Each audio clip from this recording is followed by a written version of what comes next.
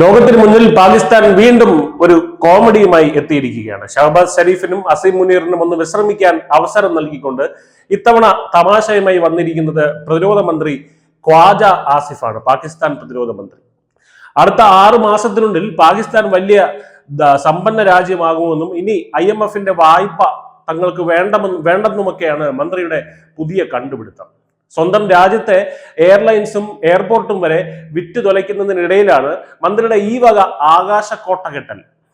കറാച്ചിയിലെ ജിയോ ടിവിക്ക് നൽകിയ അഭിമുഖത്തിലാണ് ഖ്വാജ ആസിഫ് ഈ വിചിത്രമായിട്ടുള്ള അവകാശവാദം ഉന്നയിച്ചത്. പാകിസ്ഥാൻ നിർമ്മിക്കുന്ന യുദ്ധവിമാനങ്ങൾ വാങ്ങാൻ ലോക രാജ്യങ്ങൾ ക്യൂ നിൽക്കുകയാണെന്നും അത് വിറ്റ് കിട്ടുന്ന പണം കൊണ്ട് കടമെല്ലാം വീട്ടുമെന്നുമൊക്കെയാണ് മന്ത്രി വിടുവായത്തം പറയുന്നത്. അതിനായി അദ്ദേഹം പറയുന്ന ന്യായം കേട്ടാൽ നിങ്ങൾ ഞെട്ടും. 2025 മെയ് മാസത്തിൽ ഇന്ത്യയുമായി നടന്ന ഓപ്പറേഷൻ സിന്ദൂർ എന്ന ചെറു യുദ്ധത്തിൽ പാകിസ്ഥാന്റെ വിമാനങ്ങൾ മിന്നുന്ന പ്രകടനം കാഴ്ചവെച്ചത്രേ. അതുകൊണ്ട് ലോകരാജ്യങ്ങൾ ചൈനീസ് നിർമ്മിത JF-17 തണ്ടർ വിമാനങ്ങൾക്കായി പാകിസ്ഥാനിലേക്ക് ഓർഡർ പ്രവാഹം നടത്തുകയാണ് എന്നാണ് ഖ്വാജ ആസിഫ് തട്ടിവിടുന്നത്.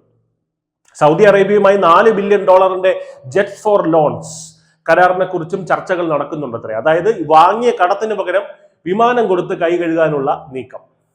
എന്നാൽ യാഥാർത്ഥ്യം ഇതിലും ദയനീയമാണ്. മന്ത്രി പറയുന്ന ഈ വിമാന കച്ചവടം പാകിസ്ഥാനെ ഒരിക്കലും രക്ഷിക്കില്ല. കാരണം നിർമ്മാണം പാകിസ്ഥാനിലല്ല. JF-17 വിമാനത്തിന്റെ 58% ഭാഗങ്ങളും നിർമ്മിക്കുന്നത് ചൈനയിലാണ്. ഇതിന്റെ എഞ്ചിൻ ആകട്ടെ റഷ്യൻ നിർമ്മിതമാണ്. റഷ്യയാണെങ്കിൽ ഇപ്പോഴത്തെ സാഹചര്യത്തിൽ അത് പാകിസ്ഥാന് നൽകുന്നുമില്ല. വിൽക്കുമ്പോൾ കിട്ടുന്ന ലാഭത്തിന്റെ സിംഹഭാഗവും ചൈനയുടെ പോക്കറ്റിലേക്കാണ് പോകുന്നത്. പിന്നെ കടത്തിന്റെ ആഴം 2026 തുടക്കത്തിലെ കണക്കനുസരിച്ച് പാകിസ്ഥാന്റെ ആകെ കടം $300 ബില്യൺ ആണ്. ഏതാനും വിമാനങ്ങൾ വിറ്റാൽ കിട്ടുന്ന തുക ഈ കടക്കടലിലെ ഒരു തുള്ളി പോലും ആകുന്നില്ല.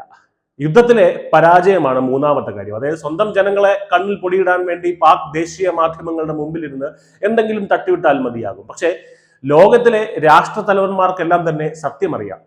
ഇന്ത്യയുടെ ആക്രമണത്തിൽ പാകിസ്ഥാന്റെ 11 വ്യോമത്താവളങ്ങൾ തകരുകയും 9ഓളം യുദ്ധവിമാനങ്ങൾ നശിക്കപ്പെടുകയും ചെയ്തത് തേങ്ങ വീണല്ല എന്നുള്ള റിപ്പോർട്ടുകൾ എല്ലാവർക്കും അറിയാം. അമ്പേ പരാജയമായ ഒരു സാങ്കേതിക വിദ്യ വാങ്ങാൻ ആര് വരും എന്നതാണ് പ്രസക്തമായിട്ടുള്ള ചോദ്യം. പാകിസ്ഥാന്റെ സാമ്പത്തിക സ്ഥിതി ഇപ്പോൾ പൂർണ്ണമായും വെന്റിലേറ്ററിലാണ്.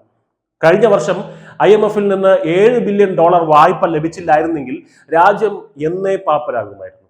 ആ വായ്പ കിട്ടാൻ വേണ്ടി തങ്ങളുടെ ദേശീയ വിമാന കമ്പനിയായ PIA വെറും 4300 കോടി രൂപയ്ക്കാണ് അവർക്ക് വിൽക്കേണ്ടി വന്നത്.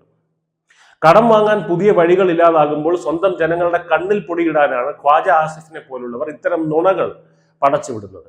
ഇന്ത്യയുമായി വെടിനിർത്തൽ യാചിക്കേണ്ടി വന്ന ഒരു സൈന്യത്തിന്റെ മികവ് പറഞ്ഞ് വിമാനം വിൽക്കാൻ ഇറങ്ങുന്നതിലെ വൈരുദ്ധ്യം ലോകം പരിഹാസത്തോടെയാണ് നോക്കിക്കാണുന്നത്.